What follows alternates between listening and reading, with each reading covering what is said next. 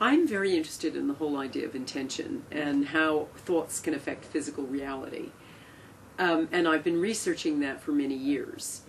But in my researches, I've come up with a lot of tantalizing but not conclusive evidence about multiple minds trained on a single target. And my question has been, if one mind has an effect on reality, and there's certainly a lot of evidence for that, what happens when lots of minds are trained on the same target? Do we have a bigger effect? Does the effect multiply? And so I've designed my latest book, The Intention Experiment, both as a book and as an experiment. So I'm inviting the readers to come on our website every so often and send intentions to pre-designated targets. And these targets, we're working with scientific labs like the University of Arizona or the Institute of Noetic Sciences, places like that. And we are, asking them to set up a scientific experiment. The readers come on the website, they send their intention to that distant target, and then the scientists work out whether we've had a measurable effect. And we've had some really interesting experiments and some really interesting results so far. Our first experiment was carried out at our conference, the Intention Experiment Conference, which was in mid-March of 2007. And we asked the 400 delegates there to send an intention to a geranium leaf. Now, for me, this was kind of deflating, our first target, because I wanted heroics and high drama. I wanted philanthropic targets, affecting the world, saving people from burning buildings, some sort of, heroic gesture. And the scientists came back and talked to me about things like algae and leaves. But the reason they did that was, as they explained, we have to proceed in baby steps. First, we have to show an effect, any effect. So we started with leaves because we wanted to look at the light coming out of some living thing. And a leaf was the easiest thing, the closest to hand. There's a big geranium plant growing in Gary Schwartz's lab at the University of Arizona. He's a very well-known psychologist, and his lab is a laboratory for advances in consciousness research. And so the idea was to take not one leaf, but two, so we'd have a control leaf, and to ask our delegates to raise this light coming out of the leaf. All living things emit this kind of tiny current of light, and our instructions were to increase the light so that we could see if we'd have any effect. We chose the leaf. The scientists did not know which ones we were choosing, and we sent an intention to one leaf for 10 minutes, and the intention was just to make it glow and glow. Now, we can't actually see something glow if it increases the light. You can't see this. You can't see the light coming from a living thing with the naked eye. But you can with some very sophisticated camera equipment, CCD cameras, the kind of cameras that are used to photograph outer space. And so we use those cameras, and after the experiment, we examined both leaves, the experiment leaf and the control, and we found a highly significant effect in the leaf scent intention. So much so that the holes, we made holes in each leaf so we'd have separate data points, and the holes in the experimental leaf were indeed, according to the imaging equipment, they were like glowing. And the leaf that was not scent intention, the little holes were black. So there was a clear, visible difference under these imaging systems. In the photographs produced by these imaging systems, there was a clear difference that you could actually see. So we're writing up that first experiment and submitting it to a scientific journal. But then we started moving on to our giant web experiments. And we carried out one experiment and had so many people wanting to come on, so many thousands of people, that our web server couldn't cope with it, and the site crashed. So then we came back, we thought about it again, we got a team of experts working on it, and they decided to create a new experiment off of our main website to ease server power. We also hired the server company that powers up and provides servers for Pop Idol. So we had something like 9 servers standing by for our next intention experiment, ready to take on 1 million people if we needed to. In the event, we had about 7,000 people come on, and this time we sent intention to seeds from string beans. We similarly had an experimental effect with the batch that were sent intention, but Dr. Schwartz's imaging equipment cannot image enough seeds to make it significant. We would have needed to do more seeds to create what they consider in statistics the statistical significance. Nevertheless, had we had enough seeds, he believes we would have had a significant effect. So we've had some interesting results, and our plans now are to move away from leaves and seeds and to start looking at human beings. So we want to do a simple experiment with the Institute of Noetic Sciences in California, where we're sending intention to one of two humans, and then we're switching to see, and we're going to wire up their bodies with all kinds of equipment measuring all kinds of physiological effects, their heart waves, their brain waves, their skin conductance, which is how circulation goes to their extremities, their respiration, and we'll see what happens when we send intention. Then we want to ultimately move on to philanthropic targets, so that one of our plans is to create a little mini Gaia, like a little mini world, and to artificially raise the temperature and see if intention has any effect in lowering it. We want to work on water pollution, see if we can purify water. We're going to try a germination study where we send intention to a set of seeds and plant them and see if they grow faster. And on and on. We want to look at lowering crime rate in a particular area. We want to look at lowering mortality in a particular hospital. All kinds of things like that we'll be sending intention to. The response to these intention experiments from the scientific community has been very interesting. I mean, it all depends on what your view of science is. For those scientists who are true explorers, who maintain an open mind, they're fascinated by this idea, and indeed many of them want to participate. And I'm speaking to new scientists all the time. People like Dean Radin and Marilyn Schlitz from the Institute of Noetic Sciences, or Dr. Fritz Albert Popp, a physicist who runs an organization called the International Institute for Biophysics, and Dr. Gary Schwartz from the University of Arizona, and Dr. Konstantin Korotkov, who is a physicist in Russia and has also been interested in looking at the living light coming out of living things. Many, many scientists involved in consciousness research are fascinated by the prospect of having thousands and thousands of people all over the world participate in these experiments. On the other hand, you have scientific fundamentalists, who are the kind of scientists who believe, as they did many centuries ago, that the Earth is flat because we've understood, that's our understanding of the universe thus far, and therefore there's nothing more to understand, we've cracked it all. And that kind of scientific fundamentalism prevents exploration in science, because these kinds of scientists only look at experiments and other evidence that supports the prevailing view. Now, that has never been the case in science. Science is always a story that is unfolding and changing as it unfolds. Each chapter is a new chapter, and we learn about the world in installments. And when we get a new installment, oftentimes that overturns an earlier installment. But I think scientific fundamentalists forget this. They believe that our version of the truth today is the final installment, and it truly isn't. There are many things that are unfolding, many new installments that are going against everything that we have believed up until now about how our world works and how we define ourselves. And so the scientists who respond to this experiment are the kinds of scientists who understand about true exploration, and that it is groping in the dark, stumbling along in the dark, being open to what you're going to find. The experiments up to now, there have been some interesting and tantalizing experiments about the power of meditation.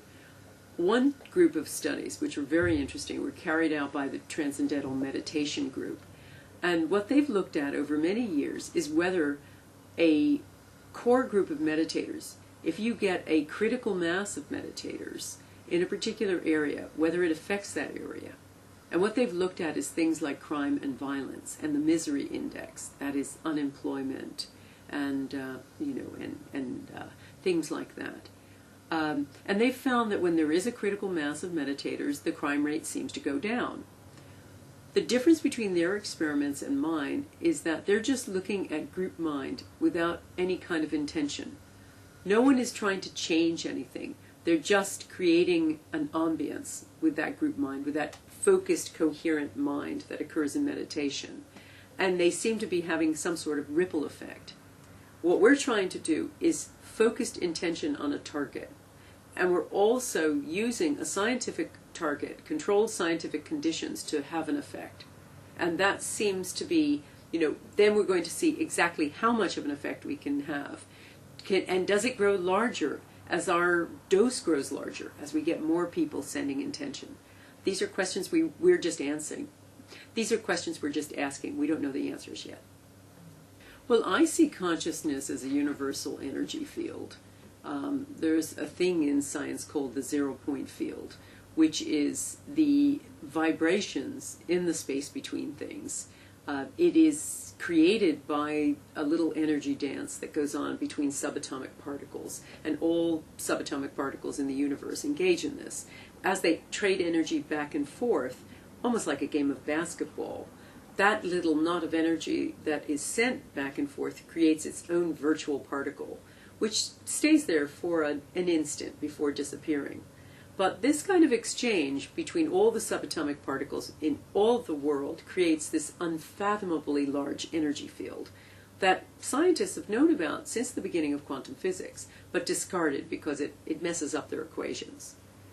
But to many enlightened scientists now, the idea of this field is the final reality.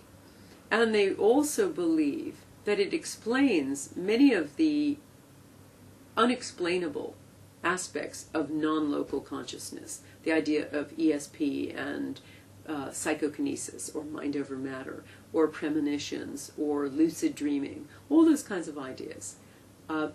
Perhaps this information base, which is what the zero-point field is, it's a field of information, a quantum information, and it's almost like a shadow universe. It's a recording medium in a sense. It's recorded everything that's ever been. And many people feel that that is consciousness. It's another way of calling it God. A lot of people think of God as, the man with the beard who sits on top of a cloud. He's an other, and we aspire to become like him. We are children of God as we see it. I don't see, my own definition of religion is a sense of oneness. It's much more of a Buddhist view that we are all one. We're all part of this energy field, and that our enlightenment is acknowledging that and getting away from a sense of separateness, which is an artificial sense we ourselves create, just as we create space and time. And it's probably the source of all of our problems. Our sense of separateness is really derived from the kind of bleak scientific story we've told ourselves up to now. And that story is really it's a Newtonian story. It's based on science that's derived from Isaac Newton from many centuries ago. And while it's brilliant in terms of making sure that mechanisms work and being able to create things like rockets and automobiles, it's also, in a metaphysical way, created a bleak vision of all of us as separate, discrete objects that are almost finalized assemblages that don't affect each other unless we do something physical to each other. We freeze ourselves or burn ourselves or give each other a good swift kick. Something physical from one person to another person. That's the only way we believe, according to this old scientific story, we affect ourselves or affect each other.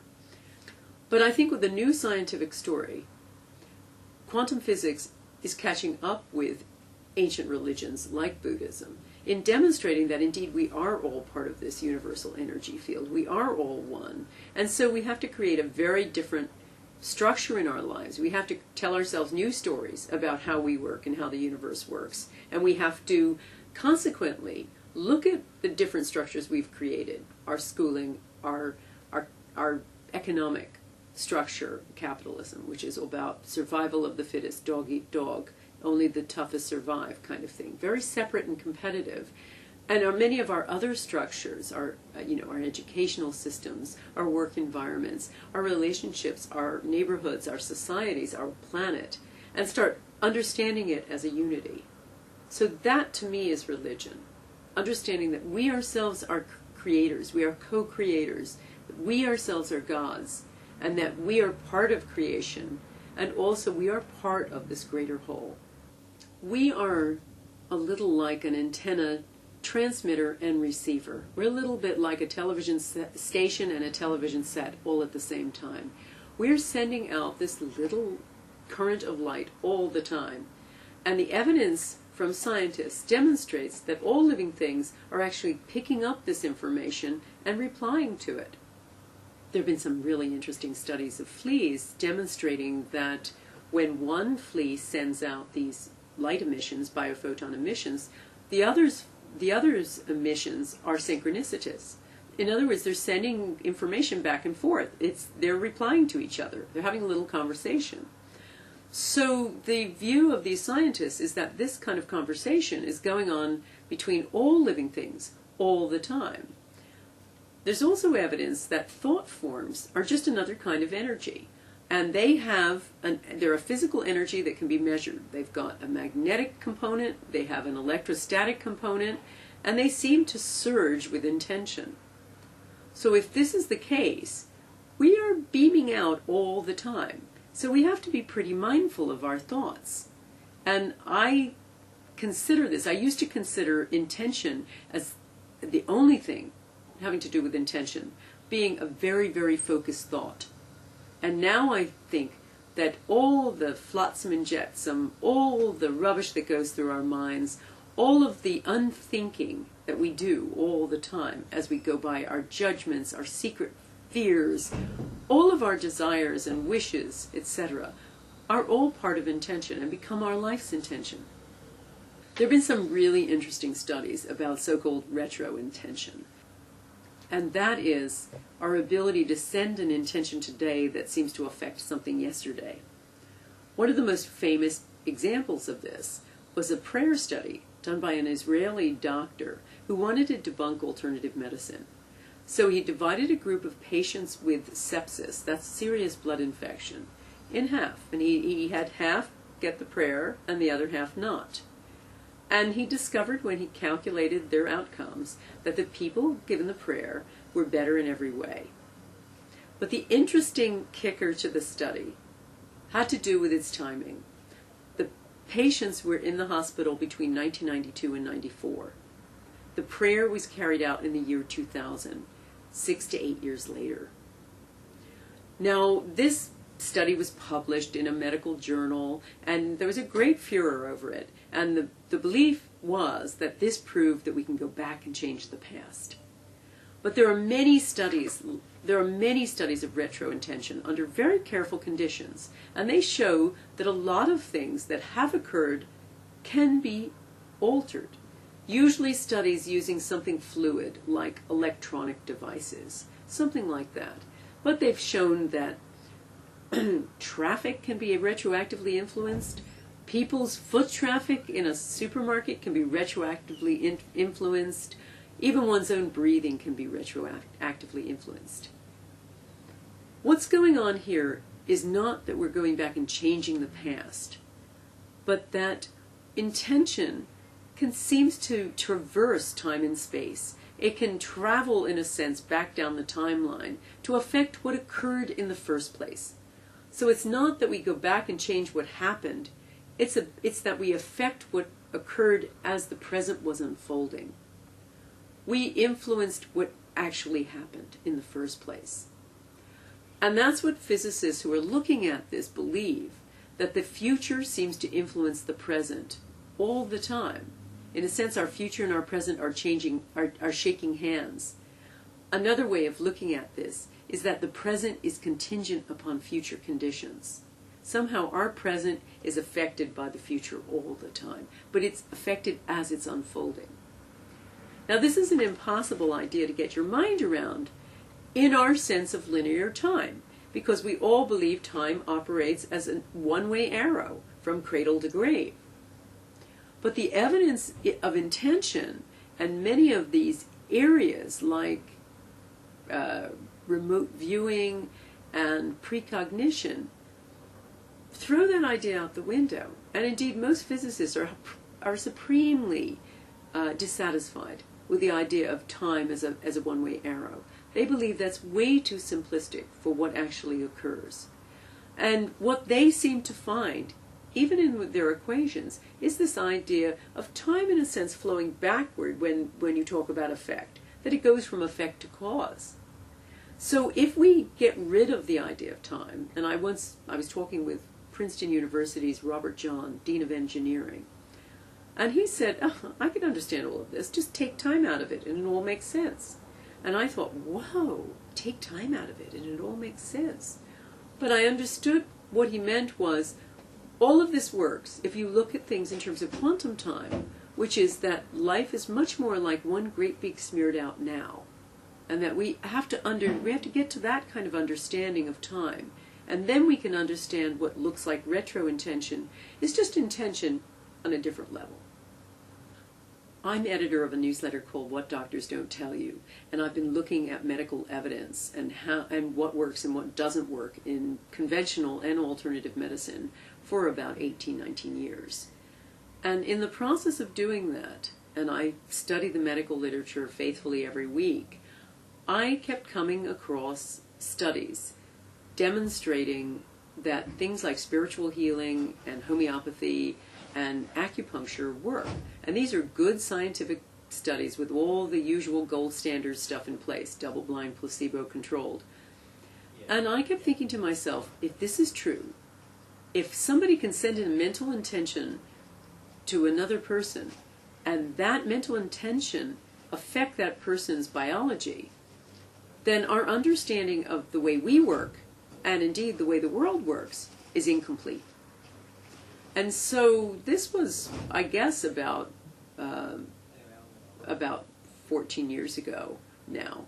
I started thinking about these things, and I started investigating them and looking at them, and I realized I was going to need to speak to frontier scientists if I was going to get any answers. So I went to my publishers, and I convinced them to let me go on a journey without a destination, basically. And that journey was just to find out whether or not we are made up of energy fields. And I mean, there certainly was some preliminary evidence, but I really didn't know what I was going to find. So I spoke to frontier scientists around the world, just trying to maintain an open mind. And I was astonished. I was a spiritual tourist in a way, because what they were discovering in remote little labs all around the world, not necessarily telling the world at large, keeping a lot of this to themselves, was astonishing research that was overthrowing many of the current laws of biology. Astonishing research that was driving a stake into science as we know it. And so I realized after a while that my role was going to be to publicize it, but to synthesize it too, because each of them had their own little patch of material that they were looking at. But scientists are discouraged from speculating or trying to fit this into the bigger picture. So I realized that that was going to have to be my job too, synthesizing this into a whole, and also decoding it, because most physicists speak in code, they speak in math. And so it's difficult for them to relay this in a way that the ordinary person can understand. So I felt that would be my role. And it was an interesting journey because it was a spiritual journey for me, as I say. I ended up starting with my head, and it traveled to my heart. I mean, I started realizing the implications of what these people are saying really went beyond their little laboratories to a new view of reality, to a new scientific story, and, in a sense, to the need for all of us to revise our stories of how the world works and revise our structures in response to that story. And then I began to feel that if we are all one, as the science demonstrates to us, we've got to learn a new way to be. We have to change the whole shooting match. We have to look at all of our structures and change them according to a much more holistic idea. I think what's interesting about what is going on now, which is a paradigm shift. A lot of people recognizing that we are on the verge of changing our views about reality and the way the world works. And what's interesting is there's a lot of synergy going on. There was a lot of synergy among the scientists I interviewed, and most of them were doing their work back in the 70s and 80s, but they were all coming up with similar things. And I think now there's a lot of disclosure about this that is synergistic too. And one example of that is that as I was writing the book, so too Will Lawrence and Betsy Chassie were putting together What the Bleep Do We Know? And they were delighted when my book came out, as they were beginning their process of gathering material, because they found somebody had put this together. So they were eager for me to be in the movie, and I was delighted to be in it. And I think what was wonderful about their movie is that it brought this kind of idea, quantum physics and the strange and wonderful properties and implications of quantum physics, to the masses. And it made a lot of people say, I can go to the movies and I can go to be challenged rather than just entertained. There's some really interesting evidence showing that our brain is so plastic and changes so easily that when we hardwire love into it, those neural connections grow. So if we're negative all the time, those kinds of connections will grow. If we're positive all the time, those connections will grow. There's also an interesting aspect of us as human beings and us as mammals. All mammals have an amygdala. All mammals have an amygdala, which is the very primitive part of the brain dealing with emotion. It colors the intensity of our emotional experience. It's also the center of empathy. And animals can get into a kind of a limbic resonance. They can get into a sort of amygdala dance where they feel each other's pain or happiness. And I take this to mean that happiness, in a sense, is infectious. And if you are positive and loving and sending that and radiating that with every fiber of your being, you can't help but be getting some sort of similar response back. If you're sending out waves of love in your thoughts and intentions, then it's likely you will cause a ripple effect on the planet.